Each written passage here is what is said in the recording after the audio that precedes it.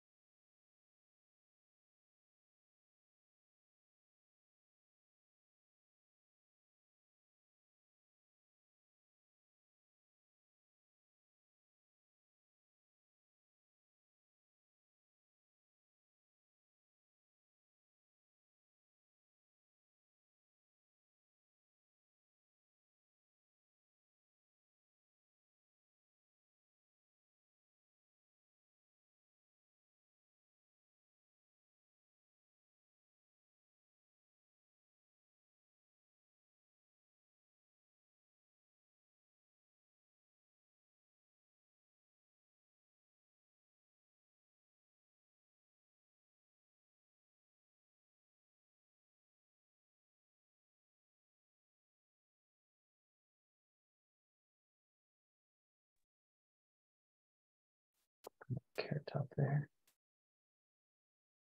Here, I'll do real quick.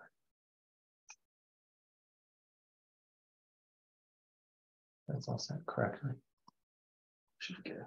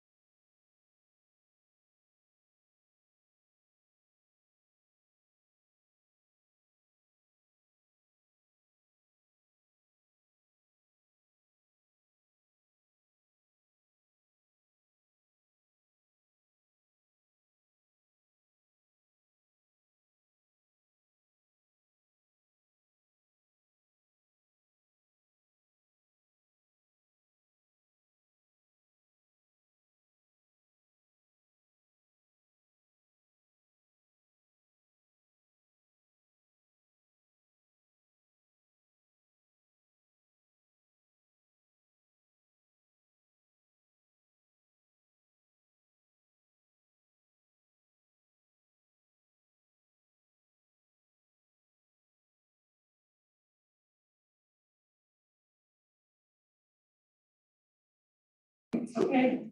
All right, let's call this meeting to order. This is the Garden City Community College December Board of Trustees meeting. Welcome everybody.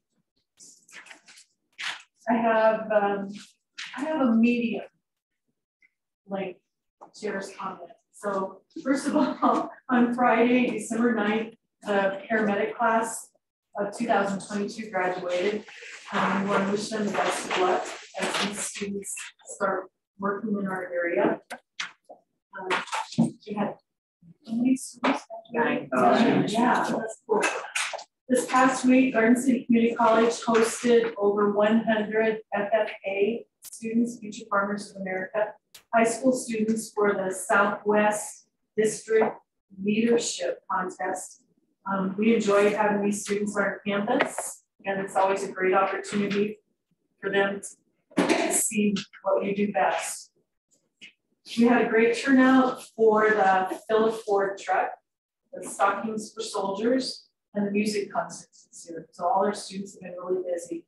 Thank you to everyone who supported these events and the support that is shown to this campus and the community throughout the entire year. Reminder that the campus closes December 16th through January 2nd. To all of our Garden City Community College family, as we reflect on this past year, we have many blessings to be thankful for. And I put them in categories, and I'll start with people blessings. So first of all, we are the lucky ones to be on this board and to be able to share this Garden City Community College life with a fantastic collection of faculty, students, staff, and leaders. You make our job easy, and we really appreciate it. And you make our job very lovable. We have brick and steel blessings. So we have a new transit building, and we have many more construction projects on the way. This reflects the forward thinking of administration and this board, the positive vibes that you get from seeing those buildings just makes me smile, and I hope it does you too. Educational blessings. The existing programs that we have here to serve our students are tried and true blessings to many individuals and their families because it provides a stable income for many. We have new programs on the horizon, STEM programs, due to start in 2023, and we have the John Deere program that's growing. So we made it through HLC, and I'm looking forward to seeing their report. So many blessings in the educational arena. Health blessings. So COVID slowed down a bit. That was a blessing for sure. Our students are safer on this campus as we continue to provide many of their health service needs like mental health counseling, as well as financial counseling and curriculum and career counseling. Technological blessings. Thank you, Matt. So we, through our COVID pandemic, became very familiar with Zoom meetings and now feel pretty comfortable with them. Surprisingly, Zoom is a verb in the Webster's dictionary that means that can also be defined as to hold and participate in a virtual meeting. So as of COVID. Of all of those blessings, people are still our greatest asset, and people are our greatest blessing. So we have many reasons to smile. So please go and share any of these wonderful thoughts with those near and dear to you. And please share your love and joy as you embark into 2023. And we hope for an equally outstanding next year. So thank you for letting me speak my little piece. We are moving on. We do not have an SGA report, correct? Correct. Okay. And do we have any new employees? Awesome.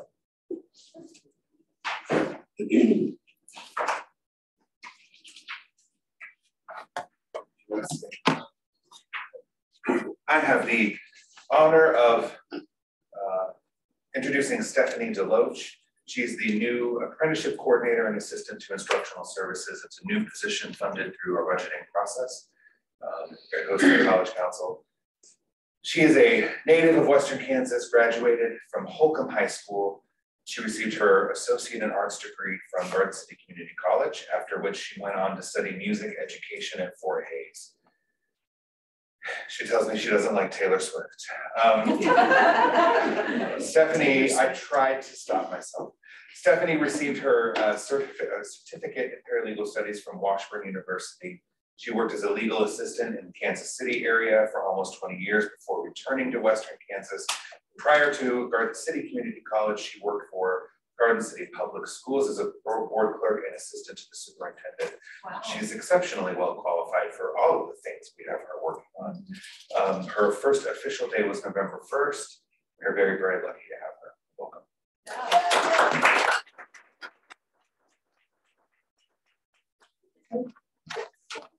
I like your new office out there too. Oh, yeah, it's nifty, isn't it? Yeah.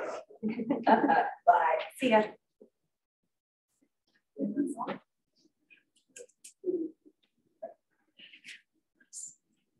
Thank you. Agenda item number 2, the consent agenda. Madam Chair, Yes. I have a correction. Page 9.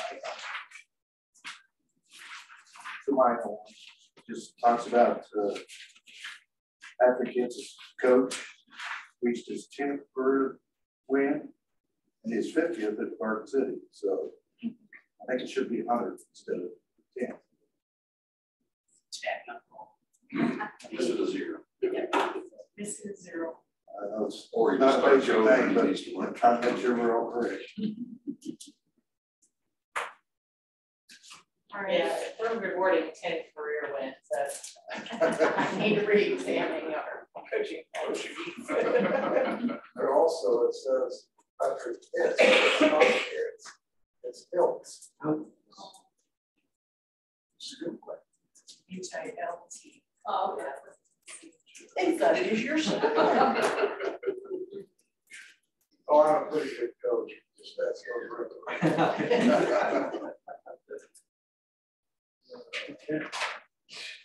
All right. I would like to pull item D for explanation. Do you want a motion on the others? Yeah, please. I make a motion to approve the consent agenda, the items B, C, and A with the corrections noted on page 9. I'll second that. So we have a motion and a second to approve item A as amended, B and C. Any other discussion? All those in favor, please say aye. Aye. Opposed? All right, motion carries. Item D starts on page 49. And I'll let Dr. Ruda introduce the discussion there. Yeah, I'll kind of give just a brief overview, and then we do have several representatives from CNC, both in person and online, joining us there as well. But this is a recommendation that's been brought forward, and I want to give credit to Craig for coordinating and really being able to get this particular study to fruition.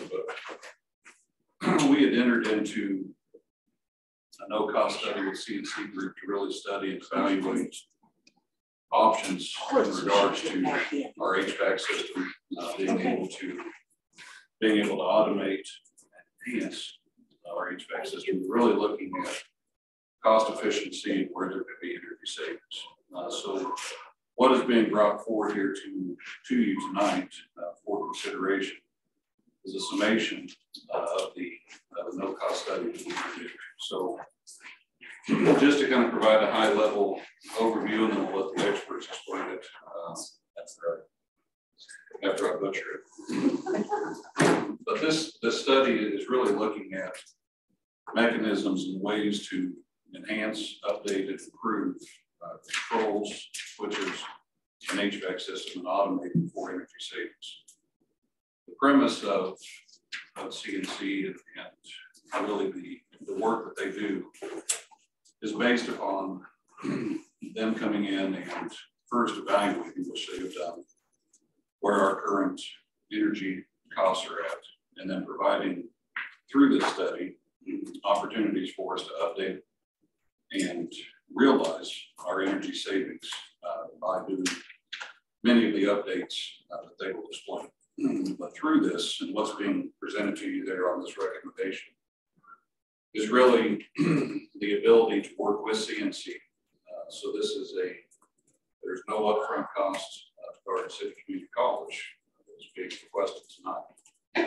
What is being requested is to enter into an agreement with CNC. Through this agreement, then they will be coming out to update controls, switches, many of the mechanisms that control our HVAC system to where it can be automated.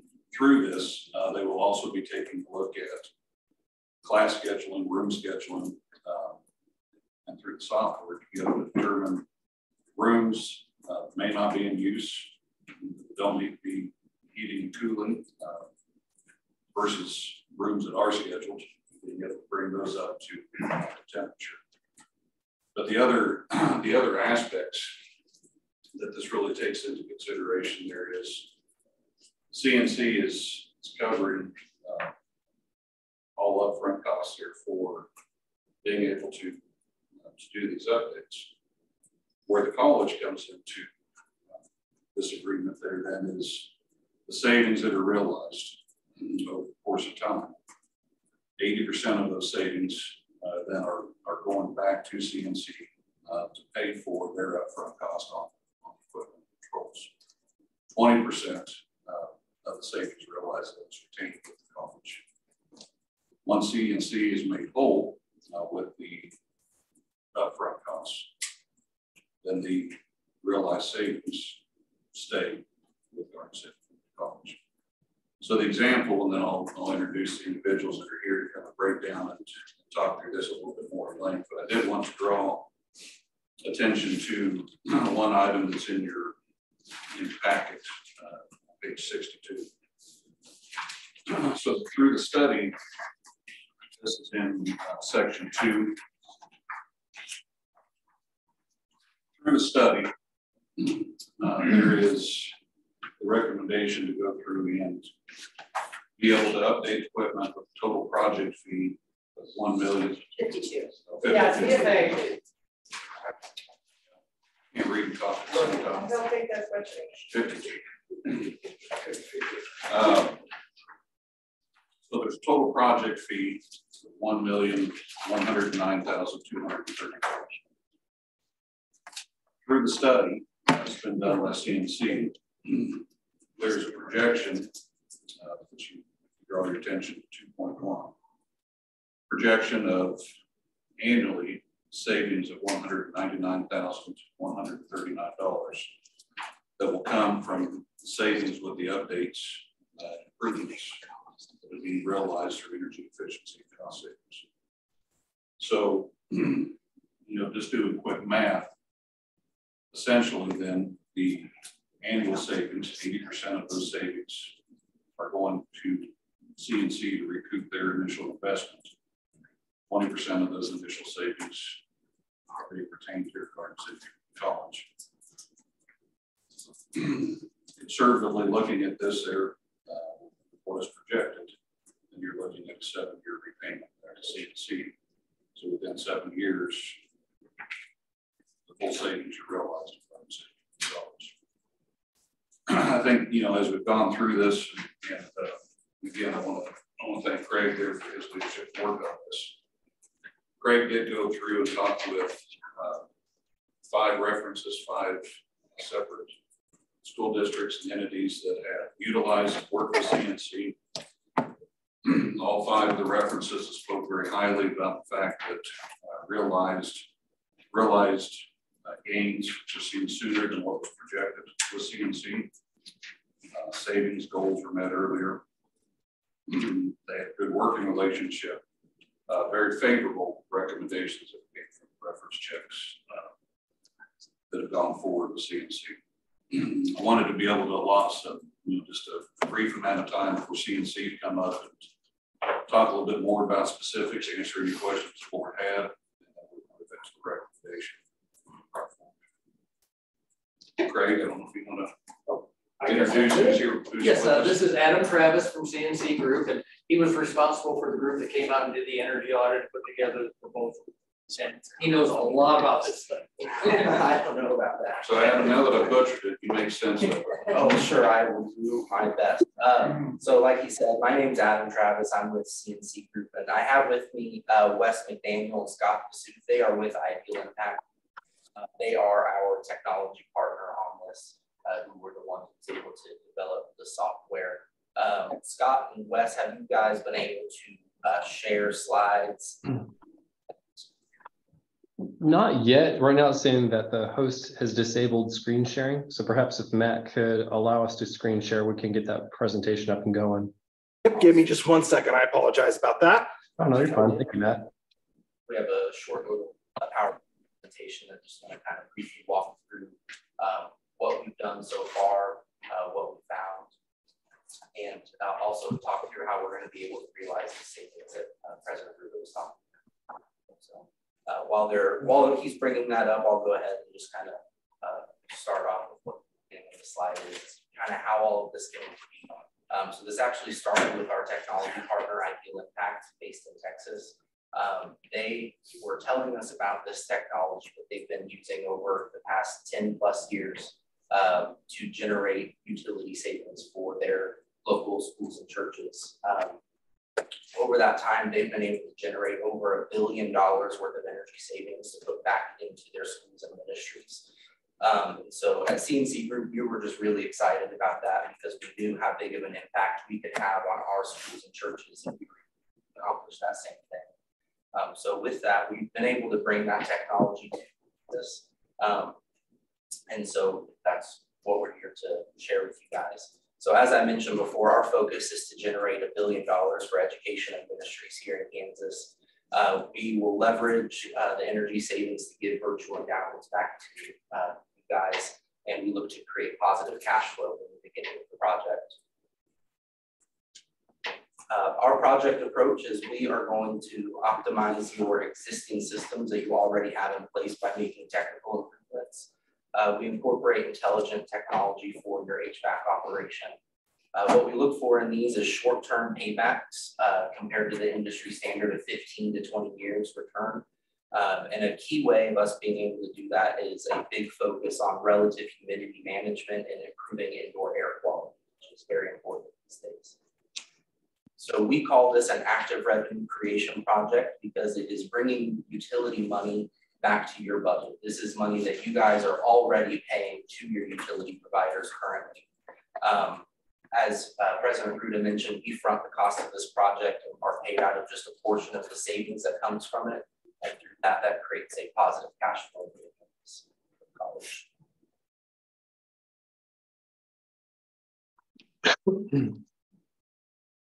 So what we've done so far is we've analyzed 24 months of your electric and gas bills. We've analyzed your current rate contracts from your utility providers. We've looked at your mechanical systems, your control systems. We've walked through your facilities.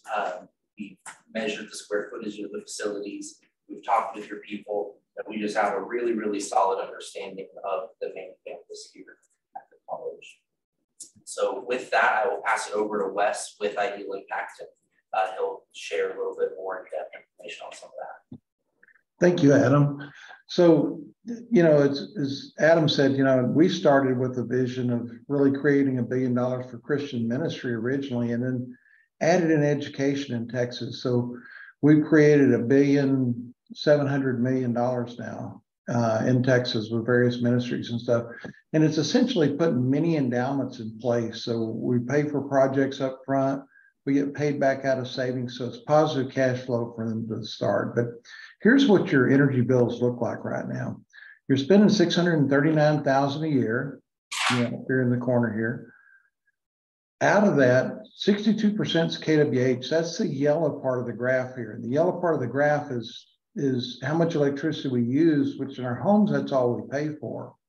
But in almost all commercial buildings or non-residential buildings in the developed world, I don't care if you're in Kansas or Missouri or Illinois or Sweden or Denmark or wherever, you pay on demand also, which is your top 15 minutes a month.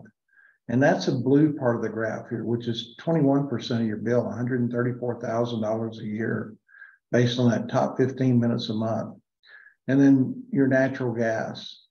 And if we look at just some previous projects we did, these were all ones that already were optimized by some of the what was considered the top people in the world. And like Louise ISD here, when we started, you can see here in the red, they were using 44,000 BTUs a square foot. That's total energy use. It includes gas and electric.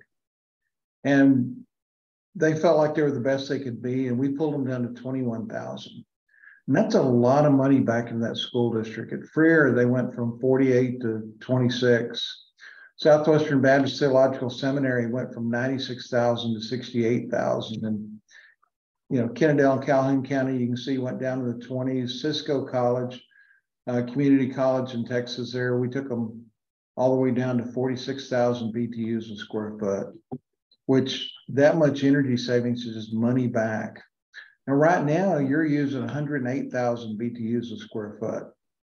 And our conservative estimate was to say we could take you to 67,000, which is a lot of savings.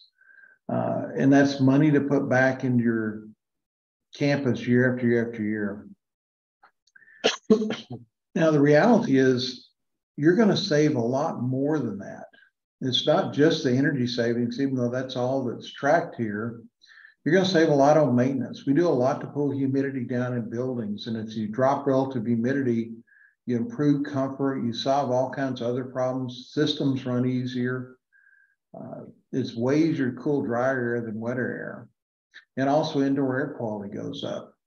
But here, if you look at, we talk about two savings levels, and we call them basic commitment and committed steward. And the basic is what we consider like a B- level of achievement, which would be saving $199,000 a year at your campus. The committed is an A-. So the goal is beat committed. It's not to try to be between the two, it's to beat that $231,000 a year. The 15-year number assumes 7% inflation on energy. I don't know what it's going to be, but the reality it's going up probably faster than that right now. And so the net over 15 years, including paying back the project, you should net after that $4.6 million back into your college here, which that's what this number is, of course, down here in the bottom right. And that's what we see as like a virtual endowment. It's like we came in and put an endowment in place. You didn't have to come up with any money for it. And it put $4.6 million that you could use back for the students there on the campus in whatever way you want. And so that's our goal, is to put those in place as many places as we can. If you look at the 80-20 approach, like right now you're spending $639,000 a year. At committed savings, you'd save $231,000, and you'd pay 80% of whatever you save back toward the project, which the cost, as you heard earlier, was $1.1 million. You know, at this rate, this would pay for it in about 6 years. And you would also, you'd keep 20% of the savings during that period, but you also keep all the maintenance savings, all the savings from relative humidity, all the savings from comfort improvements. I mean, a lot of additional savings. And the net is, after it's paid back, you're keeping all the savings. So your committed savings, your spend would drop from $639,000 all the way down to $407,000. And over 15 years, that looks like $4.6 million back in your budget. And we do that way so there's no risk at all. In fact, I had a community college in Texas, their president asked me recently, he said, yeah, I was there with one of our sales guys. He said, y'all look like two really good Christian gentlemen, but does anybody ever say this sounds too good to be true? And I said, we've done 900 clients across Texas now, over 700 ministries, school districts, and then plus almost 200 school districts and colleges and stuff. And I said, we designed it that way. I said probably 2/3 of them have said that, but we designed it where you can't lose, where you have no risk. What we're doing here, first, it's just using our experience. We've done thousands of buildings. And our energy fellows, we have 7 of the top energy fellows in the world, have done many thousands across the world.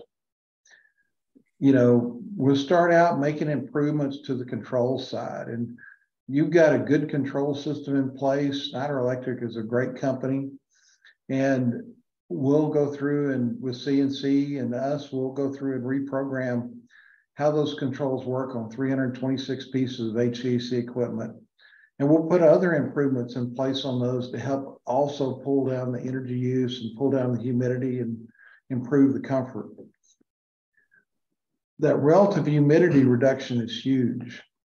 You know, so many clients that we've done have said they had mold problems somewhere before we were there. And I never named anybody that had mold problems because it's sensitive. But as they pull that down, it makes a big difference. And of course, that improves indoor air quality and comfort. We do a lot of monitoring, analyzing results. You know, what kind of problems are there? Many times we can solve comfort problems that existed for years.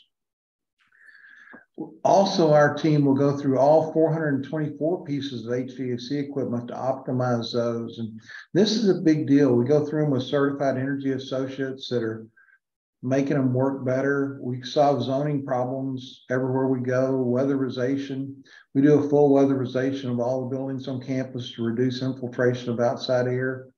But a big deal is Campus Optimizer. It's patented, you know, developed by us. And if you look at your system, you've got, like we said earlier, 424 pieces of HVAC equipment.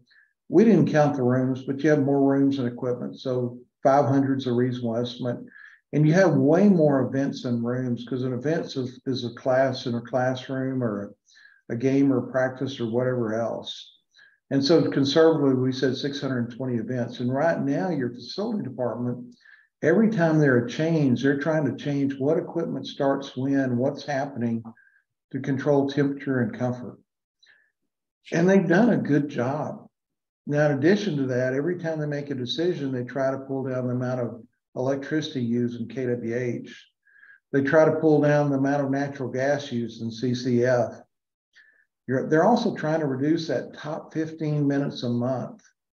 And by now, even if they're a math genius, there's too many variables to really manage that. Of course, trying to pull down relative humidity and improve it and keep it from going too low in the winter. And then improving indoor air quality. By now, you can have a team of math geniuses and can't be done. To do it well, they'd have to know the ramp times, how fast every room warms up and every temperature condition. So every room, how fast it warms up in the morning, if it's 60 outside or 55 or 40 or all the way down to however cold it gets. And same thing on cooling down the other direction. Of course, a room facing east is different than one facing west, which is different from a classroom, is different from a gym than a meeting room. And then the weather, every weather change, they need to make decisions. And of course, the weather is nuts. You know, it changes really fast. It swings from cold to warm, and can do that in almost any season of the year. We have these huge fronts come through really fast. And every time those changes, ideally, the facility department's going through and reprogramming every piece of equipment to optimize for that weather pattern. And again, it can't be done. There's just too many variables. You've got 13 meters, you've got multiple rate schedules. But what Campus Optimizer does is set up, I had one client, I was at a board meeting last night, and they said, this is kind of like an easy button. And it really is. It's set up where there's 3 software push buttons. And anytime there's a schedule change, the normal process has been call the facility department. They go through and try to figure out which equipment's tied to that room and how do they program it. But here, all they can do is put the first button, which says upload schedule. The second button brings in the next 7-day weather forecast. It runs a 20-level mathematical matrix to optimize every piece of equipment and every room and every building in those areas. And then the third push button sends all the changes out into every piece of equipment and all the controls. And this is a huge deal. It's not only a huge time savings, but it's huge energy savings and comfort improvement. You know, we start training with the first project meeting with key people on campus, and many campuses say, can you help train our people on this? And we love to also train on what you can do in your homes to save energy. You know, my home actually is 2,500 square feet. I live in Grapevine, Texas. And my electric bill 7 months a year is $50-something or less. And so we've had many customers even go in and say they want to do a community night and just invite the community to learn how to save energy in their homes. And then we document everything and then have a coach involved to help with that throughout the project. The agreement's real simple. CNC is paying for all the costs. You don't have to pay for anything. Each month you send your electric and gas bills. They adjust for weather and read dates. And you can do those themselves. It's just National Weather Service data plus that. And the savings is always calculated on your actual rates, and you pay 80% of that quarterly until you reach your fee. Savings go to the bottom line for years. I'm going to flip through these real fast, but these are just some references. Like Stockdale ISD is one we did in Texas. And, you know, you look at here by months 5 and forward, we're over 40% savings, which was huge. Franklin ISD had already been optimized by the train company, and by months 10, 11, and 12, we're up, savings is up over 50%. You know, this is Southwestern Baptist Theological Seminary, and it's one that, you know, up here they're saving, you know, in the upper 20s already. The reality, they're going to hit a whole new level come 2023 because demand in their structure has a long delay to get all the savings. So the savings that kicked in will kick in January 2023 is from the summer of 2022. This is Cisco College, another one you can see up here by months 9, they're running up in the 30-something% range and varying from 30 to 20s.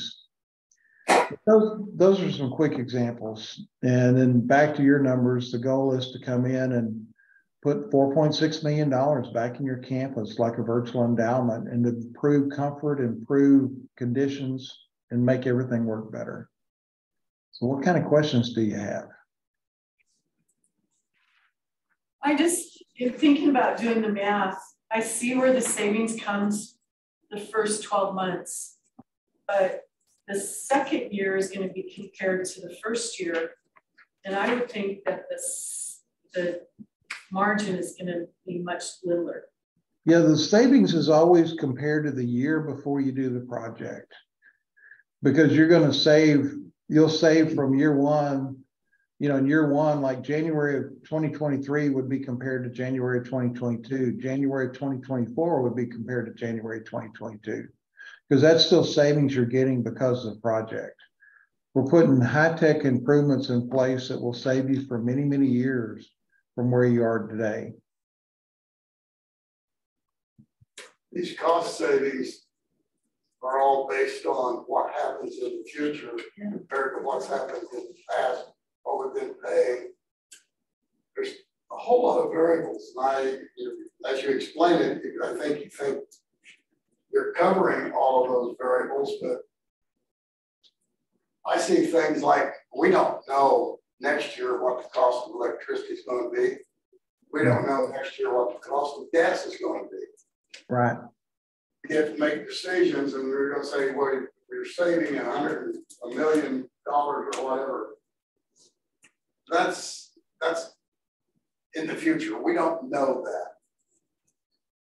We're trusting CNC that what you are doing is going to work. But there are too many variables in that I'm comfortable with saying, yeah, that's going to be $1 million of that cost back into the college of $1 million. Well, I don't know that. I don't know how, and I don't think you can convince me that that's actually going to happen. I think the plan is something that needs to be thought out. I think it's wise to think about ways that we can conserve on our energy costs and heating and air conditioning. I just think there's a whole lot in here that I have a lot of questions about. Yeah, and the thing is here, CNC's taking all that risk, the college not. You know, if you look at going forward, whatever you save, it's in KWH, and they're looking at meter reads before to meter reads after, and then times whatever your rate schedule is. So CNC gets paid 80% of your savings. If you only save $10,000 next year, they get $8,000. You know, if you save 300,000, they'll get 240, and the project will be paid off quicker. But they take the risk so that you have no risk on that. We're making payments starting out. As a percentage of our savings only. So if we save nothing, we pay nothing. Is that correct? Okay. Yeah. So if you save nothing, you're paying nothing. You know. And I think to Dr. Douglas's point there about year two, if year one savings should be significantly higher. Year two savings compared to where you're at year one after optimization changes may not be as much. Yeah. So I'm just drawing out either repayment based on what's being saved. Yeah, and the savings are always compared to the year before you do the project, because that's really what you're saving off of. You know, so what you'll see is you'll see good savings year one and good savings year two. You know, it's kind of a, without this project, you would pay $4.6 million extra in utility bills. And if the rates go down, you'd pay less extra. If the rates go up, you'd pay more extra. With this project, you're going to be able to fund the project out of savings, and you're going to put about $4.6 million back into your campus instead of giving it to the electric company and the gas company. We're not necessarily budgeting this. What happens in year 5 when the technology changes? Who pays for upgrades there? So the technology you're getting will last for a number of years. It's you know, we've seen this technology last for many years. It's constantly upgrading. But what happens here in your agreement is, as Campus Optimizer improves, you're automatically getting those improvements for free throughout the course of the project. Most clients decide to continue a small contract after that for those upgrades, and some don't, but it's your choice at that stage. So you're getting free improvements throughout the process. I think to your question too, we're not going to go in year over year and adjust down what we're budgeting for. So we'll say we're budgeting through 639. Projects 1 through 7 years. Those paper.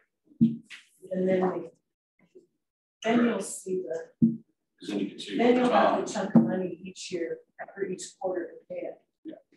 I get it. So it's going to take us 6 to 7 years approximately to pay off the project fee, but the warranty on materials and workmanship is only for a year. So what happens year 2, year 3? We haven't got you paid off, but we're having problems with material or workmanship in some regard. So the basis of this, the technology you're buying from this is that continues year after year after year. There's not it's not really a warranty issue. If you look at our 900 clients across Texas, and that's over 100 million square foot, our total service call revenue last year on those was $14,000, less than $20 a client. So it's, you know, you look at the cost for that, it's so small compared to anything else. The rest of the stuff on the campus, we're improving what you already have, which will extend the life of it. As you pull the usage down this much, you think about if you're running an HVAC system a third less, how much longer that compressor is going to last, how much longer the fan's going to last, the chiller, the pump, all the different parts. So what we hear from clients, every client, in fact, is not only did they save a lot on energy, they saved a lot on maintenance because they had a lot less failures.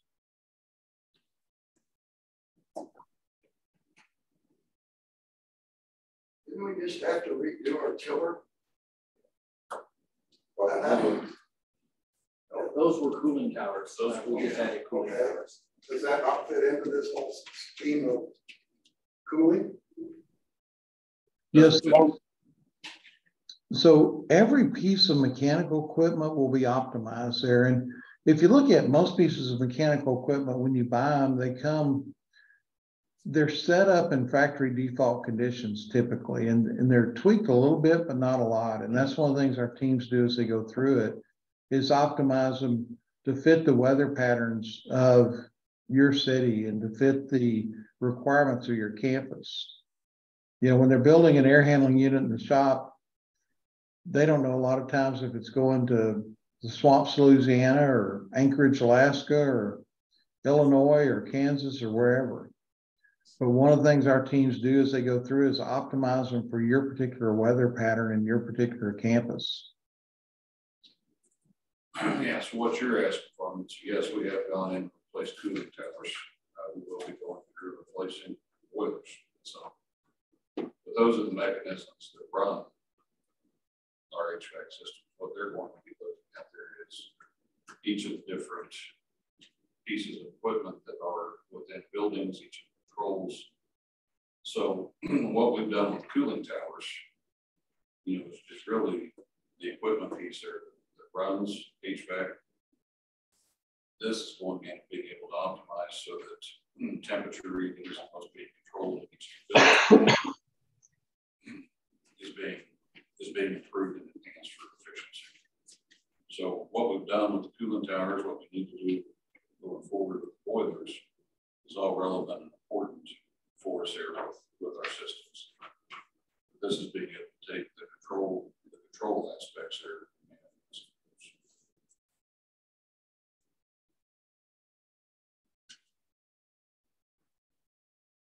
Now with the automation of these controls, can they be readjusted at the classroom at any time, or? Yes. Technical division, they have classes over there every once in a while, I mean, like weekends, summers. So you're asking, can the faculty member be able to control that individually? Yes. Override. Change these and not take forever.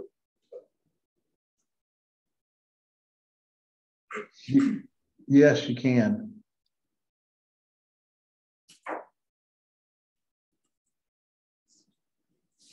Brett, do you have anything to add? I really don't. When I checked the references, that was one of the instances that came up is if they have a class that changes schedule, they said all they had to do was get on the phone app. And I'm assuming it would also work on the wall thermostat, but they could change the schedule on the phone app to adjust for a different class schedule. What the references have to say? They were all positive. The only one that was slightly negative had tried to do the similar thing with Wi-Fi thermostats in each classroom, and their school Wi-Fi wouldn't support that well enough. So they were fighting their hardware, their technology. I have a reference summary from Craig if you review that. And our situation with Wi-Fi would not be that situation, Craig? That is true. We won't be using the Wi-Fi. We have, Adam, you can explain how the UNCs work with the actuators. Yeah, so your campus currently already has a building automation system that's actually CNC Group has installed the building automation throughout your entire campus, which is the thermostats you see on the wall. There's a lot more behind the scenes, but what you see is the thermostat on the wall. So all of that will remain in place and will continue to operate as it has been. If I could jump back in and stop me if I'm overstepping. This is almost a computer software artificial intelligence component added in on top of our hardware. So we keep the same hardware and also maintain the hardware, but this optimizes how the hardware works. It fine tunes for the environment, for the climate, takes into account the classroom schedules and other factors that I don't even know about, and makes it work more efficiently. Yes, and more comfortably too.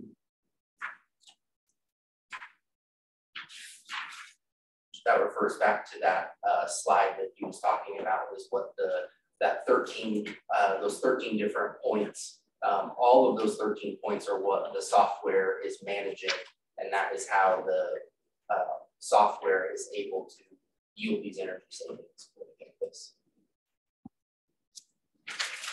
Well, we know our electric bill's going up because of the freezing conditions here a couple of years ago. So city commission just proved that way.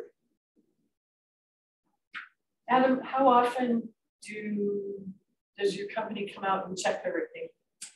Pretty frequently. We have CNC Group has had an ongoing service agreement for your control system for, I've been with CNC Group for 5 years now, and that service agreement was in place many years before I've been here. We have 2 technicians that live here in Garden City, and we have at least 1 technician on site for a minimum of 1 day every month to go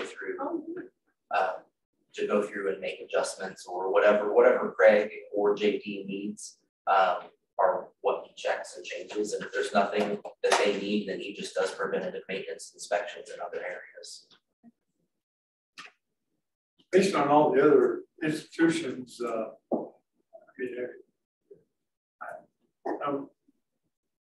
doesn't matter, prices go up, prices go down. I mean, the institution wouldn't really lose money because what your goal is to lower everything, and that's what we're going to be setting a standard, as he was saying, year prior to. Yeah. And then if I'm understanding it right, 2024 would be compared to 2023. Or does it go back to 2022? Yeah, so we call the year before the project the baseline year, because that is the last year that the campus was operating without campus optimizer. And all energy savings is measured at the meter level only, not just the dollar amount.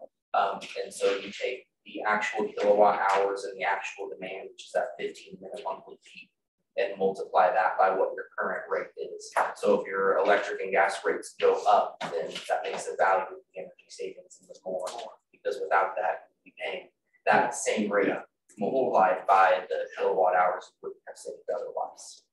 Yeah, the risk of the liability solely, I think, to your point, falls on CNC. I agree. Yeah. I can't see how you lose money as an institution. I think as we've had our conversations and discussions, I think that's exactly where we've landed at there. Is that there's benefit to the enhancements and efficiency that come from this. You know, and as we project out 6 to 7 year repayment, even if we say that, you know, conservatively it's going to be 8 years, the benefits and the savings still outweigh, and there's no risk on our end there for any upfront. Because we have no upfront coverage. Correct. And CNC has been here how long already? On campus,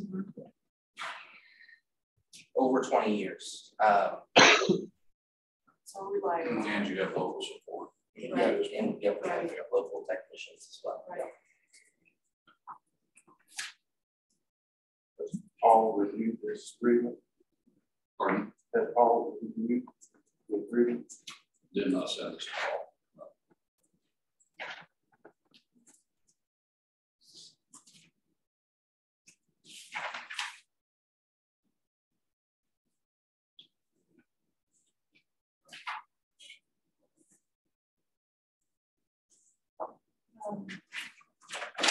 I would like to make a motion that we approve item D as presented to enter into contract with CNC. I'll second.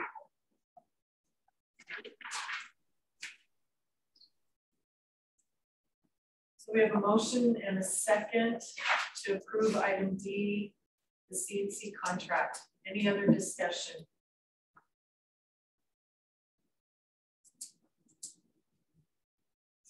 All those in favor, please say aye. Aye. Opposed? Aye. Too many unknowns for me to say yes. I appreciate your opinion. The motion carries. Thank y'all. Thank you. Thank you for coming. Yeah, no problem. Thank you guys. Thanks. Thanks.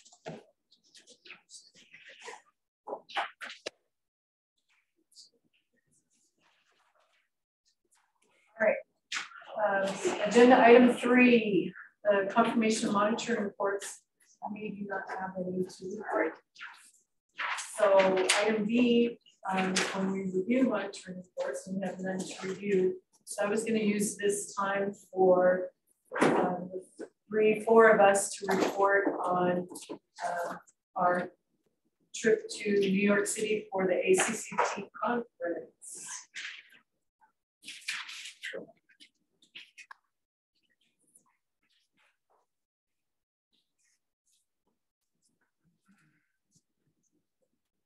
I will go ahead and start. There were a plethora of opportunities for educational attendings, and I tried to tailor my choices towards diversity, equity, and inclusion. And I brought home some examples of some other colleges and their specific plans. I would like to take more time to review one of the plans in particular, but as Dr. Wu and I have talked about how much to include in our documents about DEI, I think we do a good job already of that. And especially it's noted in the Buster values that it's in there, and it's in the policy governance under social responsibility. So, and it's also in HLC. So I think we've got it embedded in our college, but maybe there's a few other things that we can tweak or talk about that I learned from some other colleges. So I'm going to let you guys talk about what you'd like, and then we'll come back to our recommendations that we came up with.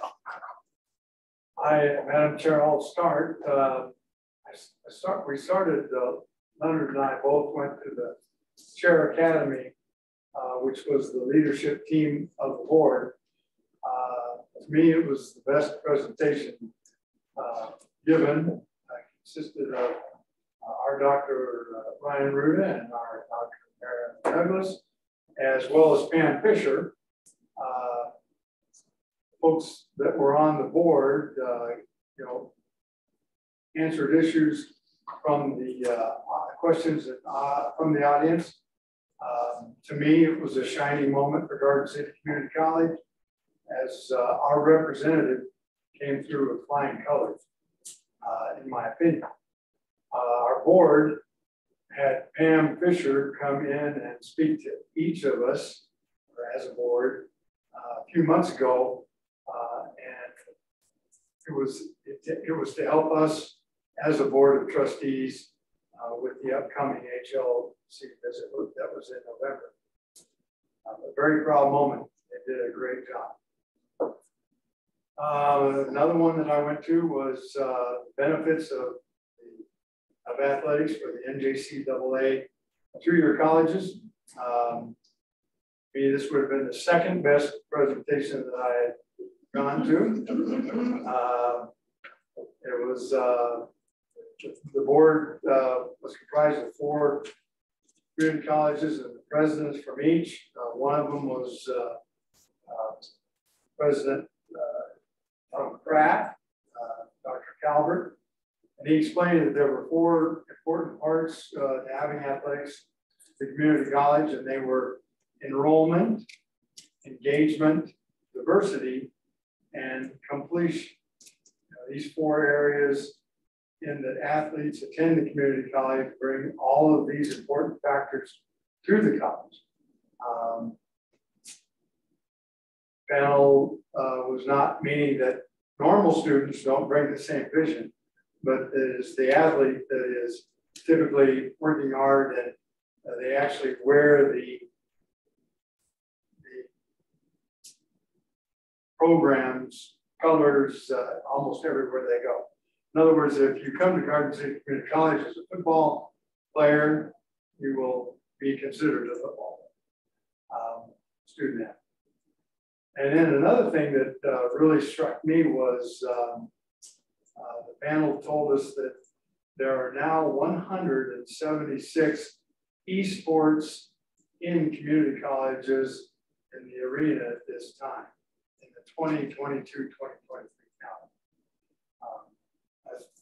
I was I've been away from it for a little bit, so realizing that there are 176 of them all competing is quite an accomplishment. I did go to a total of 8 of them, good sessions, each and every one of them.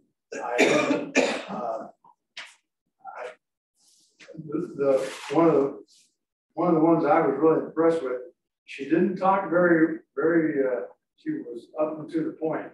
Belle Whelan, in the open session, she was somebody that she's been around a long time and she knows exactly what she's talking about. There's no ifs, ands, or buts about it. But it was a tremendous opportunity, to meet and greet other board members throughout the nation. And I did stumble upon cheesecake. Cheesecake Factory. It's not the Cheesecake Factory. Juniors. Juniors, which makes it incredible. Dr. Ruda, didn't you have one for your Thanksgiving? I did order one in. And was there any difference between then and it was pretty heavy. I would highly recommend ordering. I ordered 2 for Christmas. Very good. What's the name of it? Juniors. Yeah, they delivered to you.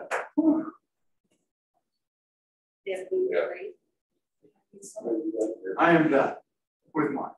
I went to this couple of the same ones that Bob was. The one I went to that I really struck home to me was about the involvement of the board in the community or the community involvement in the college. And it just, I think we're missing the boat all around on that. I don't have a plan. I don't see a plan.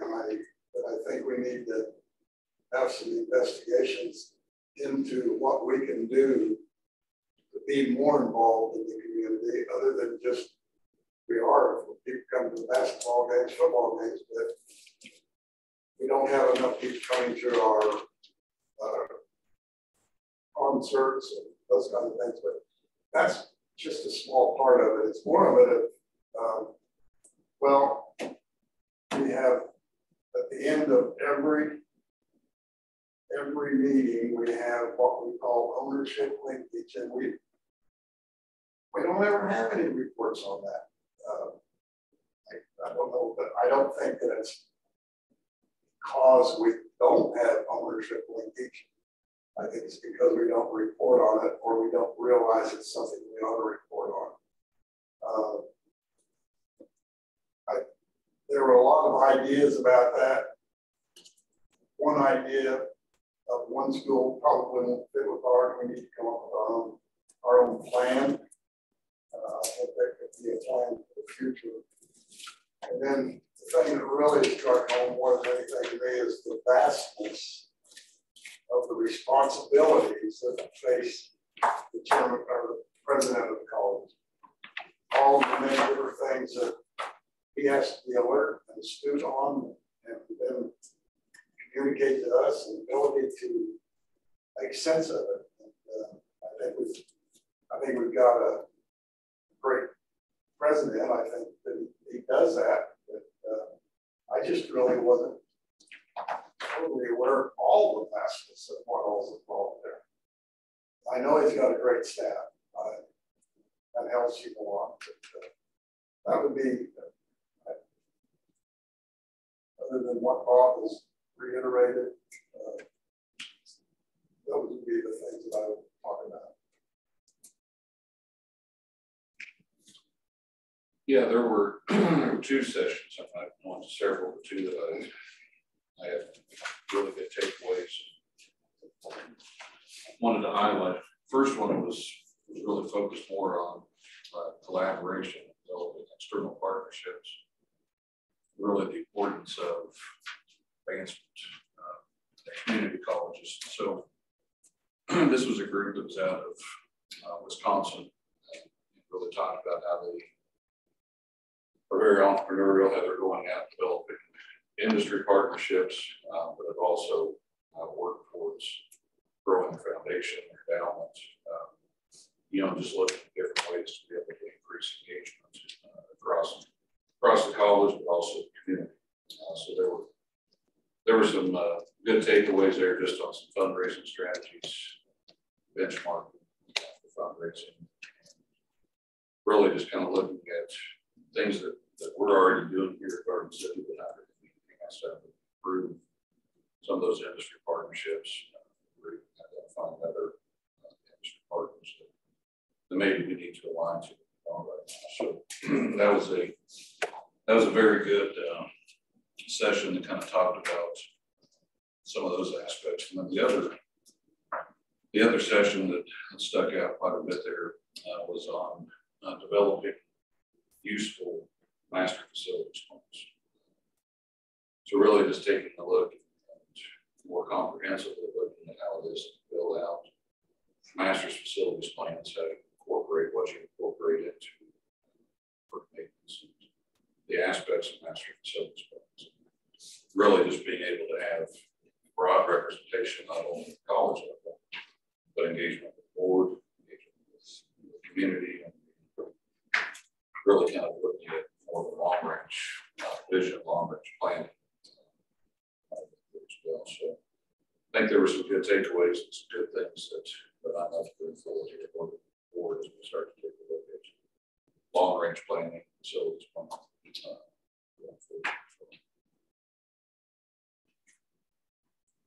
I think the summary, the four of us got together and would recommend to this board or for future goals would be, first of all, the advancement position that Dr. Ruder talked about.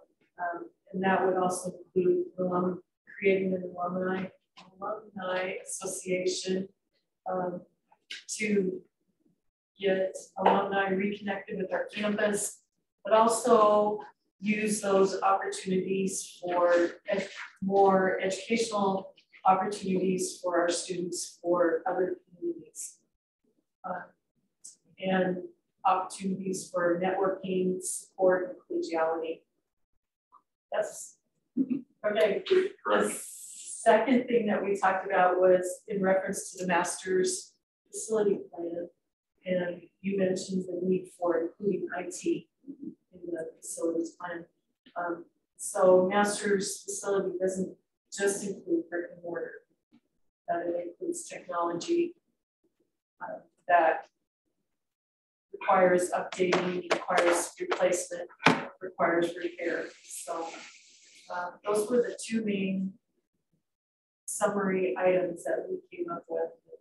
And I hope as we go forward that we can incorporate those maybe somehow into the strategic plan. So any other ideas, thoughts, comments? Do you guys have questions? A year ago, I went to the NJCAA when and the same man, the president, was on that. I kind of sit here thinking there was something that the NCAA had done, and the question was, but it left it and asked, and then he said yes, that the NJCAA would be looking at it, and I don't know if it was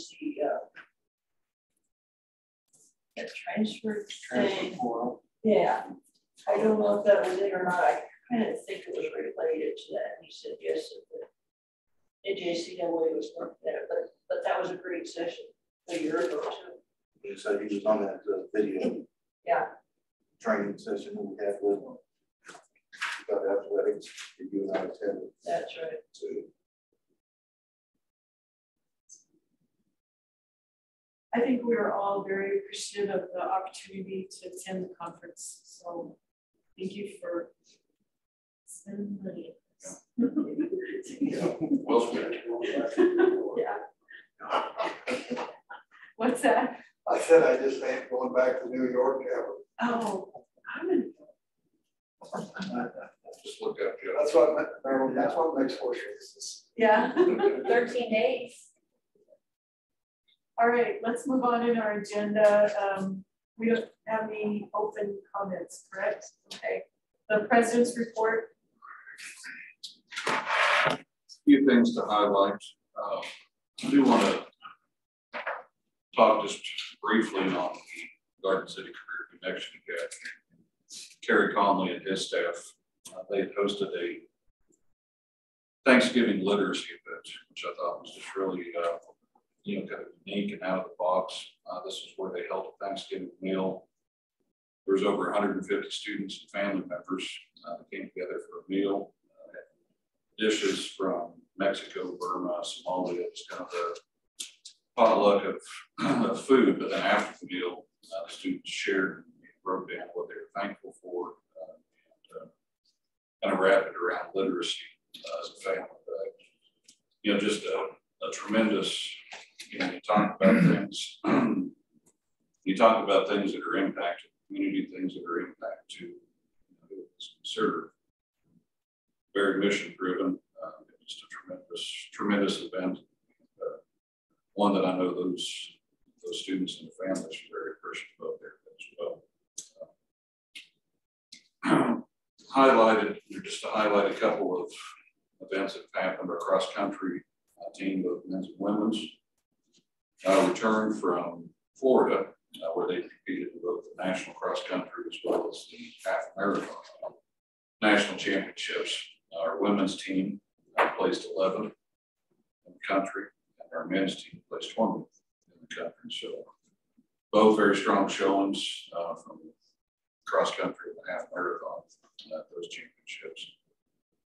And then the Mary Jo Williams Charitable Trust this last week had announced that they were going to approve 7 grant requests that have been taken forward from the college for over $100,000 in grant funding. This is the highest amount that the college has received from Mary Jo Williams since 2006. But just to highlight a couple of these grant requests are limited to no more than $20,000. But several of our instructional programs, including allied health, robotics, music department, each received $20,000 full threshold of grant towards equipment that's needed within their programs. And then as we go forward, here after the new year, we'll be unveiling the President's Endowed Scholarship Initiative. But I think it's always important to be able to have support, some base hits that lead into any type of fundraising initiative you're going to have. We had submitted a grant request to Mary Jo Williams to fund a new endowed scholarship in the amount of $10,000. And they have approved that, which will be going towards alumni of Garden City, family members of alumni, is what the criteria would be for this endowed scholarship. So, I think again, as we lead into it there, that's an example of some areas that we're looking at and really trying to be able to meet the goal that we have as part of that new endowment initiative. And then the last piece that I wanted to highlight there, which is really a culmination of a lot of work that's been done over the course of the last 2 years. This past week, we held the first graduation for the empirical class of students. So over the course of the last 2 years, in the fall of 20, we started our first class of empirical students. These are students, this was a group of 3 that was in the initial class. They received a full ride scholarship from empirical. They're working for empirical while they're going to school. They earn their certificate or their applied science degree. And on the back end, they're going to work full time for empirical. So they are being trained in industrial machine mechanic, they're employed while they're going to school, their schooling is paid for, and they're hired full-time by the period. So, you know, it was exciting to be able to see this partnership come to fruition with the inaugural class of 3. We currently have 8 students in the second class that's currently going on, and very strong recruitment that's happening for the class will start this next school year as well. So just a groundswell of support that's happening from the current program. I did want to just highlight and bring to your attention in your packets here then the cohort default rate. You know, this is a report that is given to the board each year to where you can see where the college's cohort default rate is. The cohort default rate, I think we talked about this there, just to put it into the context. These are the individuals that are borrowing student loans from Garden City, go into repayment. And our default rate is based upon the number of students that default will pay once they're loan. It also has some additional consequences that can happen, where if your rate goes above 15% on the cohort default rate, then there are sanctions or things that can be imposed from the Federal Department of Education. Our rate for this 3-year cohort was at 2.4%. And I think you can, you know, as you can see, you know, what does that mean in the context of historical on page 61? You can see the historical aspects there as far as where our default rate has been. So, you know, we've gone from a 4.7 to a 2.4%. Some of this, and again, I appreciate all the work that our financial aid office does, but they gave, you know, some explanation as to why is this default rate gone down so much. Well, I think it's a combination of things. One, our financial aid, along with advisors, faculty, and coaches, are calling students as they go into or approaching default to try to be able to work with them and get them rectified or into good standing. So there's a lot of proactive steps that are being taken here by the institution. The other side of that there is that since March of 2020, there's been a pause on repayments. So, you know, we're not seeing students don't have to repay. That benefits us because it's showing that positively in our cohort default rate. But I don't want to negate the fact there that there's a tremendous amount of work that's being done by our staff and faculty and coaches to be able to keep that rate low. So, one other thing I have, Ryan, and you know, the default with payment plans, that's how that's been stopped, you know, for the help, and then you also set the relationship with faculty and staff and coaches, and that was also helped. But I know one thing that they've always focused on, and that you reviewed this as well, and I think this, you know, I always know the answer, but I would double check every year to make sure it's continuing to happen. It's the face-to-face counseling, what we do. I know that is one of the things that sets us apart. And I know they have students filling out this whole papers online, but they want to make sure that they also get them in for that face-to-face, the financial literacy counseling, to making sure that they build that relationship. And that is one of the things that I believe that the department works hard to set themselves apart with other institutions, is that face-to-face interaction. And we want to use that. How do you have an exit GPA under 0.49? So, over page 62, how do you have it? You're on financial aid now, sure. And you're probably on and academic dismissals for the 7 more football players. So my question in regards to this, to the student loans, these are the loans that the students got FAFSA grants or requests for.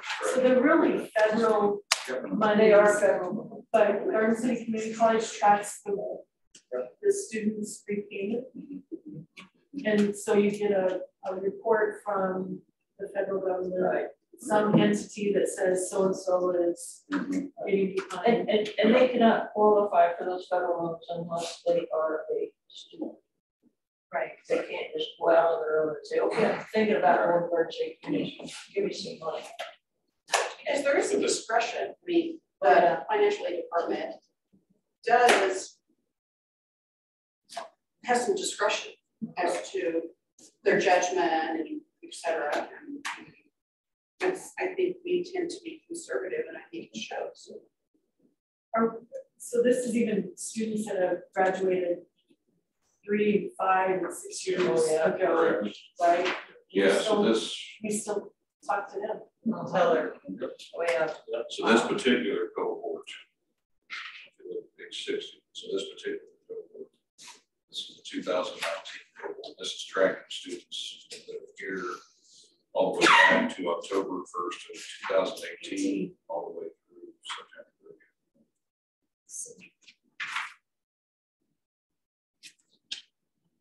If you look at the year 1996, I was really involved in that year, and we were scared to death that they were going to shut us down. And if they had shut us down, there was no way any of our students could even get Pell money. It was that scary.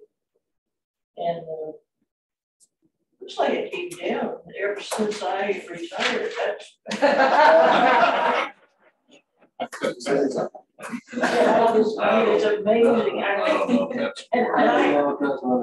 I remember your list, man. You said, Colin, you don't want to be 20 kids. Yeah. And I think that truly makes the difference in the involvement of the faculty, the staff. They were athletes because that relationship was usually pretty close, and that makes a difference. This is amazing, and that's those were tense times. That you all heard me mention that to the HL higher learning team that came on campus. I said, that is amazing. 2-year schools have trouble because, particularly you mentioned that how many of them were athletes. I'll bet you a lot of those athletes were not on the starting teams or were not actively involved. They didn't have a relationship. And they're just thinking, excuse my expression, the hell with it. I didn't make the team. I'm not going to pay. And that was a lot of the attitude we saw. And so I think the difference truly is the involvement of campus-wide talking to them. Be interesting to see how it goes up with the repayments. Yeah. And it will happen. It will. We look really good right now, though. Yes. Let's all relish this moment. And we may still really look good compared. You don't know. Like, we still love you. Pay the pitch. Is there a start date for? They've just extended the moratorium. June 24th, 23. Wow. Yeah. Supposed to have been. I wonder if I could because, okay. Well, we as a board really appreciate the individualized efforts that you guys make. So don't give up.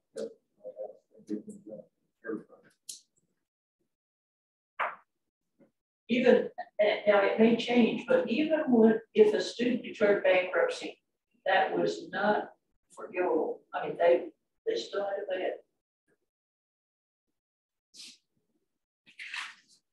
That's all I had. Okay. Incidental information. Does anybody have any questions or comments?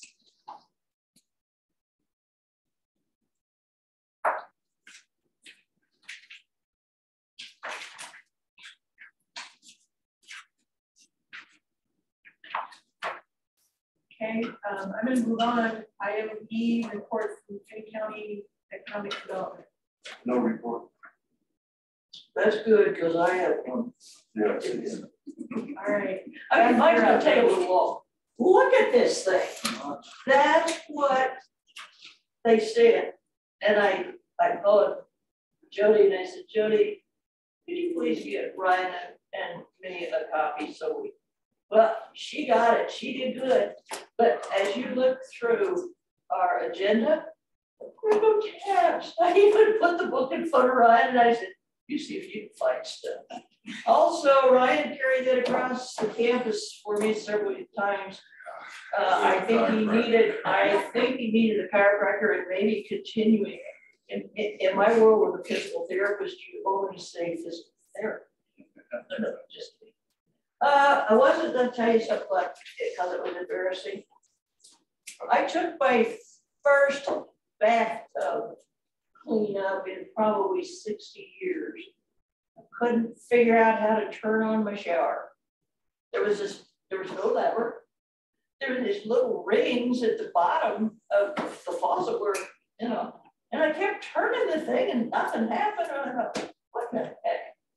So I thought, okay, I gotta be clean. So I got down, was first on my knees.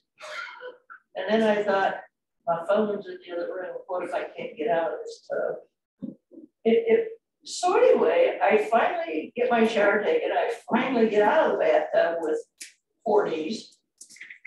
And I go down to check out.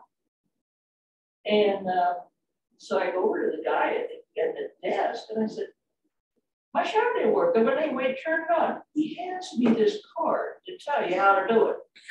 Now look at me, he should have given it to me when I checked in. You have to have the water going before you turn those little rings. But anyway, so we got through that. And I wasn't too late getting down to see Ryan. Okay, here we go. It was, there's a lot of information in there, and I brought the book in case anybody wants to check it out or whatever. But it was a good meeting. We met in Coffeyville December 2nd, 3rd. Oh, you all have copies of it, so I'll try not to get too long with it. Met Coffeyville 2nd, 3rd of December. The interesting thing was Congressman Roger Marshall met with us to discover federal policy. It was interesting, he mentioned that he played football for Coffeyville. However, he called his team the Coffeyville Raiders, not the Red Ravens. I thought he played a football.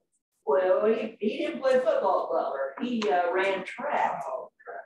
Anyway, and he said as a proud Coffeyville Community College alumni, former track athlete of Butler, he expressed how appreciative he was of community colleges.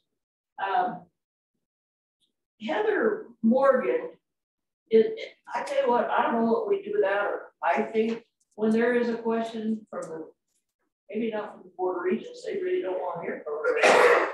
Because she straightens them out, and she talks to our legislatures. I think she is probably one of the best things that's ever happened to us as far as representing us. She presented the results on the 2022 Kansas Chamber Workforce Survey and the results of a workforce study from the Kansas Department of Agriculture. And there were suggestions to it what community colleges need to do to market how we do business to meet their workforce needs. And I want to really underline this. The surveys show that businesses are not aware of some of the programs we have that may be helpful. One of the things they gave us, they sent out this survey in all the counties, and I was just kind of interested in how Finney County responded of all, and I don't know how many they sent out, but we ranked 3rd in responses back. Sedgwick had 49 responses, Johnson County had 29, we had 24. That wasn't bad for Fort Finney County, I mean, as far as you look at the rest of the numbers. But you know, I think as you read through the thing and the responses that people made, they list the technical colleges as being more supportive of workforce development than they do community colleges. And I think The word college maybe throws them off a little bit. They think that the biggest training is at the technical colleges. Also brings up another sideline. We don't get the same, what do I want to say, the financial assistance from the state that the community colleges that have joined with the technical colleges get. For example, in the technical colleges, if you're reporting in-state and out-of-state, we only get, now help me Ryan if I'm wrong here, we only get help for the community, for this in-state. We get nothing for the out-of-state. Now, if you go to the technical colleges, they get everybody covered. The technical schools or the community colleges with the technical schools also get better support. Am I correct there? Yeah, so they get the capital outlay from the state. But anyway, Regent Carl Jones joined the group, and he mentioned, if you had noticed, if you're following me, it doesn't matter if you're not. But he shared his time as a football player at Coffeyville and how it shaped his career as he rose to the CEO of the Burlington Santa Fe Railroad. And as such, he, Johnson County, they have made Johnson County the training base for Burlington Northern Santa Fe employees from across the country to get their training there. They could have come this far west too, but they don't. The elections were held, and really the only difference, Arlen Leiker from Colby is the new president, Don Ash from Kansas City, Kansas is the vice president, and then Nancy England then goes to the past president position. She's from Johnson County. The group also voted on who to recommend as community college representative to the TEA, the Technical Education Authority. And I guess they had already approved somebody, but due to commitments or unforeseen circumstances, this person could not do that. And so the executive committee, along with the presidents, are nominating Dave Rice. He's the former Highland Community College president. He'd be a good one. He was, and so we'll be taken care of on that. All right, number 6, the new high school graduation requirements recently approved by the State Board of Education go into effect starting with this year's 8th graders. The biggest changes are requiring the completion of the FAFSA. And then they say, but if you don't want to, you don't have to. It's a requirement. I thought that's interesting. The student, they also have included a personal finance class, and they changed some regulations on the PE and health courses. And then they also require 1 semester of communications or public speaking class. The Economic Development Outlook report is in there that was done by the Independent Colleges of Kansas and suggested that maybe this is something the community college could do to make people more aware of our role and how important we are in training.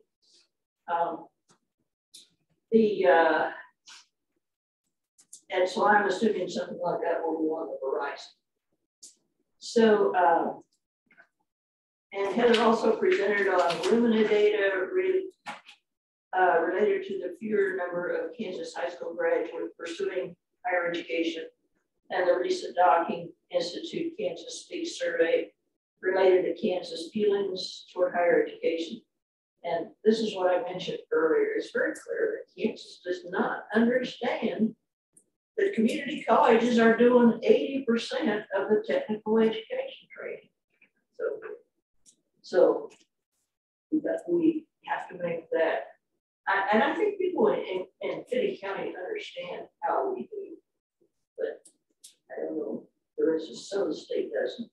Okay, and then she talked about the upcoming legislative issues, including changes related to healthcare licensing, education payments for training healthcare employees, and a bill which the Board of Regents is considering related to voluntary affiliations of higher education institutions. institutions, and both the presidents and our group voted against these two. We do not need less pay for health workers. We do not need less health workers. We certainly, we don't want it to water down the curriculums. So with that, will hush up unless you have questions. And there's the book if anybody wants. I think the only other two things that I wanted to add there. Yeah. To make copies up there, so this first copy of the ticker sheet is what is being proposed called Kansas First. This is a initiative being taken forward there through this next legislative session. Essentially, what it is designed to do is to be able to have every high school student, Kansas high school student, by the time they complete, graduate, would have 9 hours of college credit, full credit completed, funded by the state of Kansas. So really looking at a pathway that puts, we're designing based on the English 1, English 2, and speech, could be college algebra. We're really trying to lay the foundation there of affordability, access, increasing access. So this is a kind of just an overview of what is being designed and proposed there by the college sector. This next legislative session. And then the other packet is the legislative priorities that have been submitted by GCCC community colleges for this next legislative session for budget recommendations.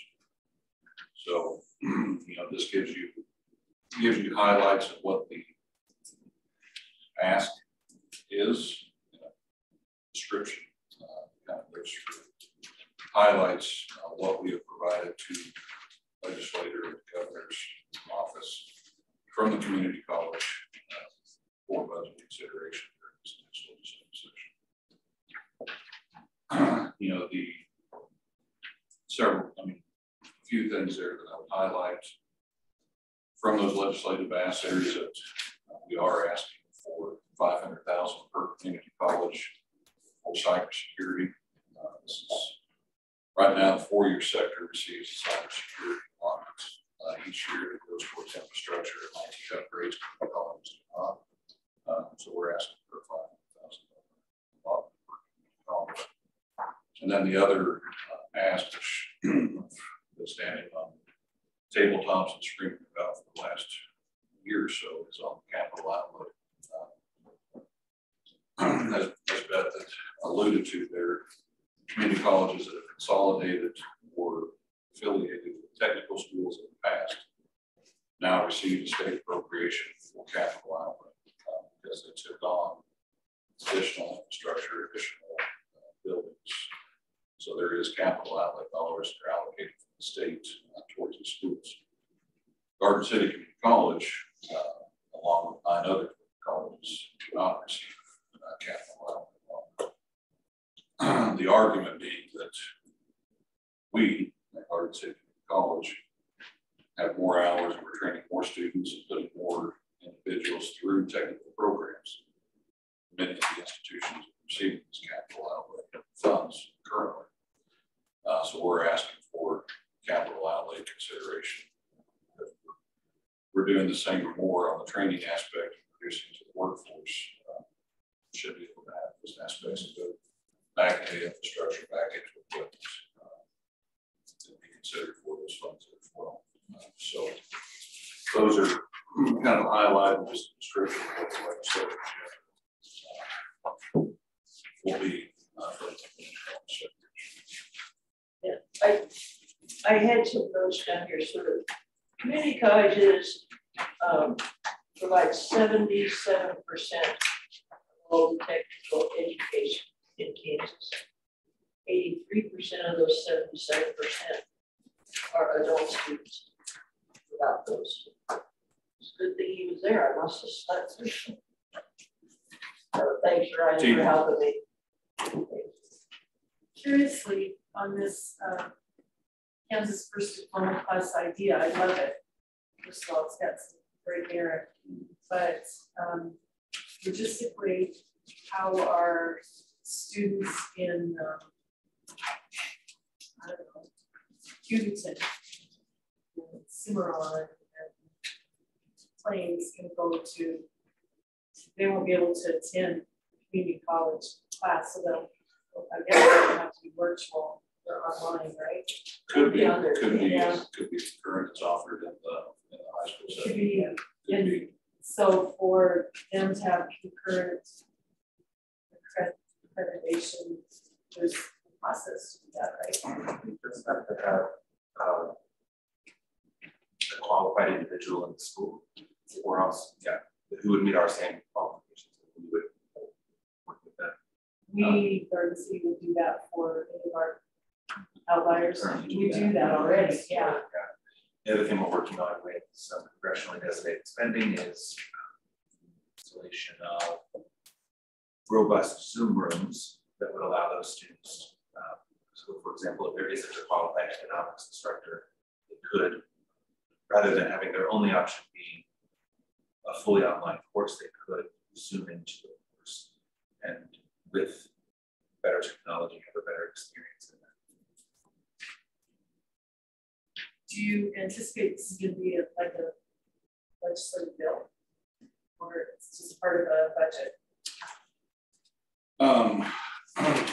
I do anticipate that part of what has to be found here is the individual legislator to take it forward, goes in this bill. Josh? So yeah, I mean, there's several that we have identified, so that would be the next step in the process. Okay, cool. Right, letters. Right. Thank you very much. That was a big report. Lots to digest. Well, I was worried about yourself and create it, they moved because I wanted to search my bill. All right. Report from faculty senate. Thank you for waiting. Oh, sorry. You should have gone before me. Sorry. Faculty Senate doesn't have a lot of exciting things to say. We've been updating committee membership on some few committees. We've approved some professional developments and for instructors in art, music, and English. We continue working to revise some policies.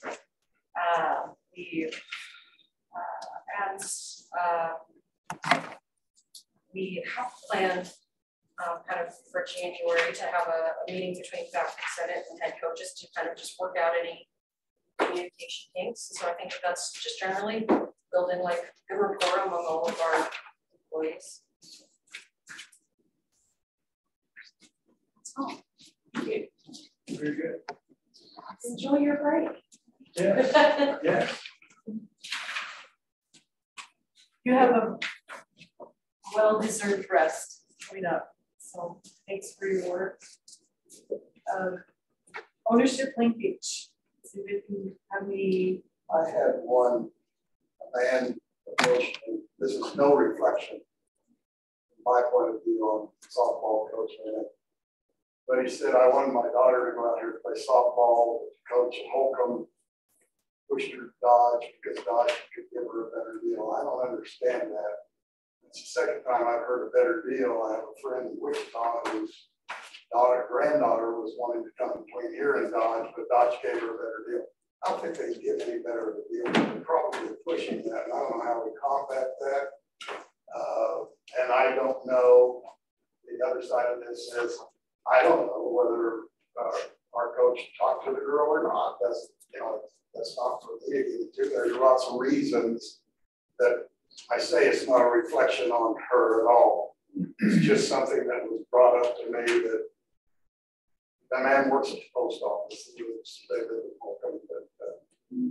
He said, I wanted her to go to Garden, but she decided to go to Dodge because they could give her a better deal. I don't understand that. But anyway, that's being put out around the conference. You need to find a way. make that clear that they can't give a better deal. The other side of that is the community, and I would hope doing everything we can to attract kids in the community, and they don't have to come here. A lot of them don't want to, and I understand that. I mean, there's a lot of sides to that there as far as getting a better deal. I mean, right. You know, at the end of the day, every community college is at Division I level can only offer limited on what you can offer.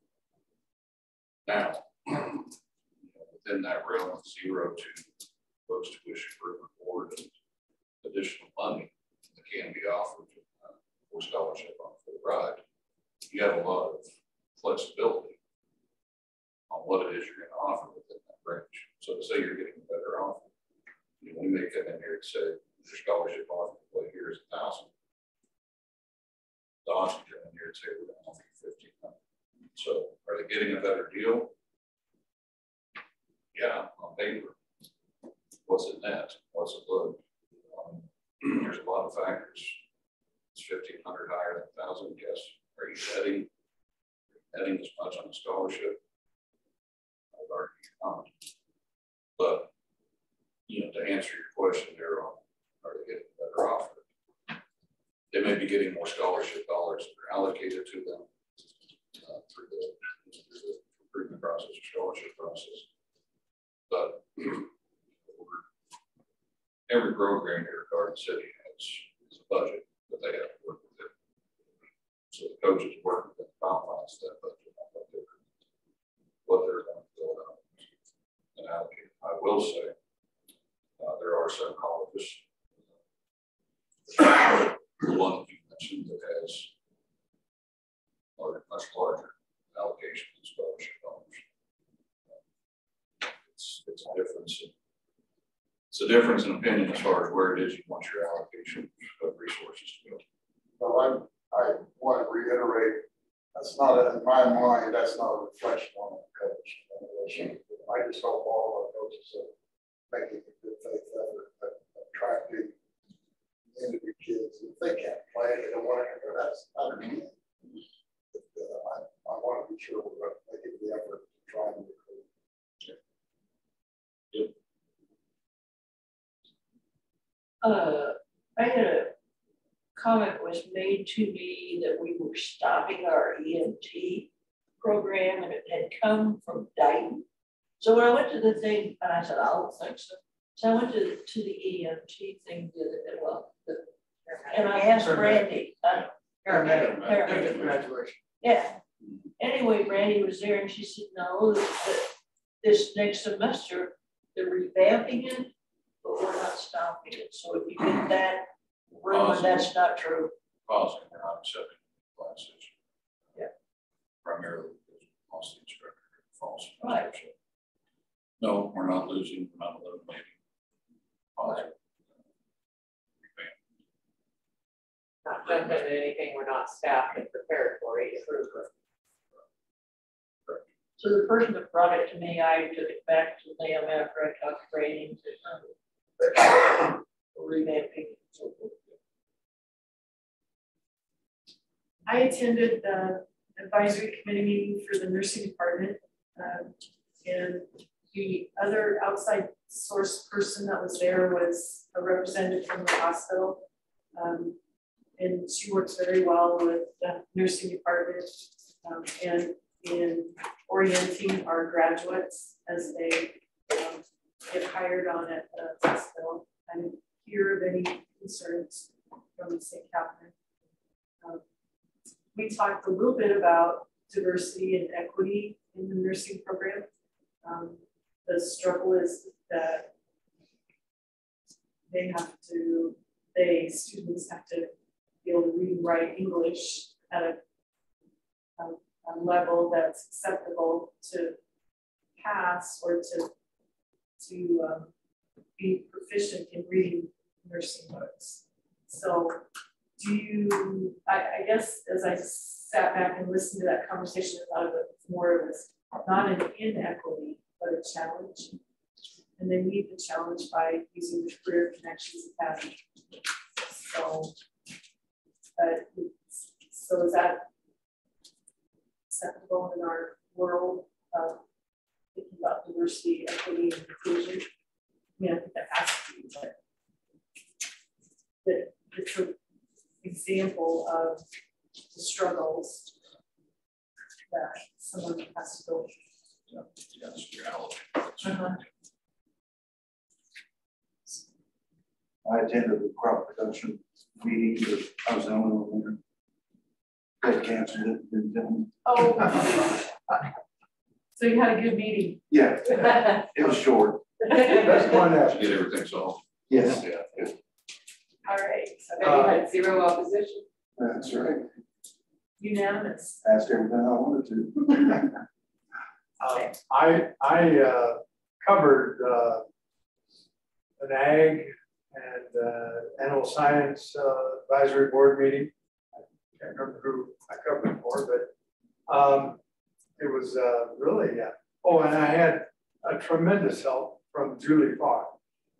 Front, back, and another page of notes compared to my scribbles. So it was really an uplifting, very positive group. They're using the Perkins grant to actually get an animal breeder artificial insemination. Sounds like a lot, and it looked like a lot. They actually have the, let me just say, poop that they have to, pull out of this animal to continue. And I mean, it's really quite impressive. They also are updating their classroom technology laptop. Then they got into, my gosh, they had an FFA activities meeting throughout the year, over 250 kids with horses, judging contest in the fall. Let's see, they had over 700 students participating in the Friends and Farm. Cindy Van John already mentioned, they had a great fill the truck on December 1st. I called her and she was very gracious in calling me back. Let me know how things went. And meat judging, they've got 18 students right now on scholarships. I'm just kind of cherry picking here. Mary Jo Grant, they're buying new frocks for the 20-year-old old frocks that they've been dealing with. And a big event was the cooler expansion, because they're doing such a great job with their meats. They're just flat out of room. And so they're going to expand their cooler to make more room for that. I was also given an opportunity to go to the welding advisory board. Notice my notes aren't quite near Julie's. She's going to be getting them to me, but they recognize that Kurt Winsel had left after 14 years service at Garden City Community College. They'd hired a former student to be an instructor, Alberto Beza, B-Y-Z-A. He is also going to be taking over a Wednesday night class in the spring. They had asked for, through the Mary Jo Grant, hoping to upgrade their welding bin. Again, I'm a football coach. I have no idea what a welding bin is, but they did not get it, but they are working on raising money to get this done. Gabe was there, and he will be helping them with wired booths to get lights over these areas that they do all the welding. Very impressive meeting. They started talking about welding uphill and downhill. I was too embarrassed to ask, what the devil are you talking about? I was just taking notes. I have no idea. How many local businesses participate in each of those advisory committees? Well, at the Animal and Science, we had a room full. That was on November 6th. So there was a lot more things going on. On the December 8th meeting with the welding, there were only two other companies, and but they're very, and the high school teacher as well, Garden City High School teacher as well. They're very positive. They're very just rare to go. It really was, but yeah, there's a difference in, and I don't know if it's because of time of year as compared to not. I know I've noticed we have more community participation in some of these advisory committees than other, and just if we really want ownership linkage, improving that attendance is a very important way to do that. So true. Unity involved. So true. And I know when I went for Blake last year, there were at least 10 different companies of the welding, one from Ulysses, all over the state. Yeah. Yeah. Well, I know, well, I reported this last time. When I went to the early childhood education, there are two women from liberal. They have their own child care. They were involved in things and they were with the college. But they haven't missed a meeting that I've been to. So. But are we getting our community to Oh, show yeah. up to? I mean, this one. Is what I mean, as a general. Yeah, I understand what you're saying. That was a state. Yes, that was. Now, which one serves the best lunch? Ag. I said the ag. So far. But I've never complained. All that. Very good. Thank you. Do you guys enjoy attending those meetings? I do. I do. Yeah. That's what's going to take quick. Yeah. You're the only one that shows. Yeah. All right. Good thing the president didn't know that it would cancel either. So. We're still on my calendar.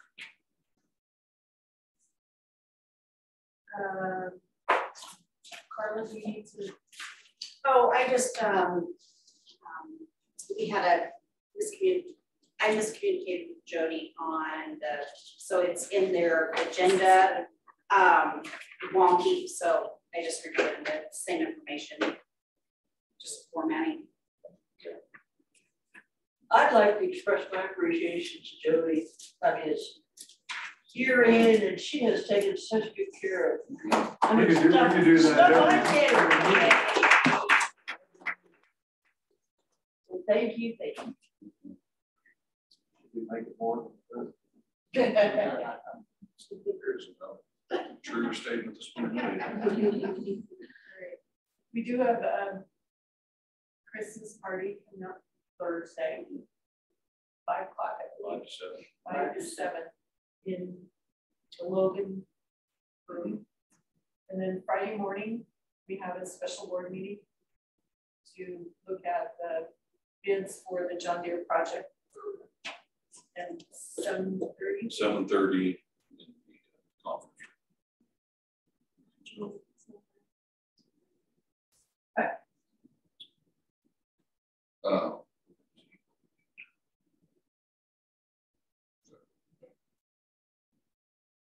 Do you need Zoom? I can do. Okay. I won't be able to, our oldest son's getting his doctorate degree at the University of Nebraska at Omaha. Wow. Frank, so. Congratulations. Yeah, very awesome.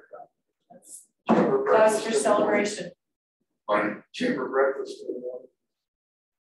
It's the next one. No. It's tomorrow. Yeah. Tomorrow. Oh, 21st. They changed it. They changed it or upped it, or because I know it was on the chamber thing. And I noticed it was listed as being in Barron's, not Clarion. Oh, that's how they refer to it. Okay, well, it's two different ways. 2 different weeks, so. We're always in this, It's in the close. Okay. when you come in the conference center. Well, that's what I figured, that stranger things have happened and they have something else going on and have to reallocate where that happens. Maybe one to look forward to. Again, we would like to express our thank you to the administrative team. Merry Christmas. You all deserve a good rest, relaxation. Put your toes up. Grab your favorite beverage and relax. Okay. Seeing no other business, I'm going to declare this meeting adjourned. Thank you all. Yes, please.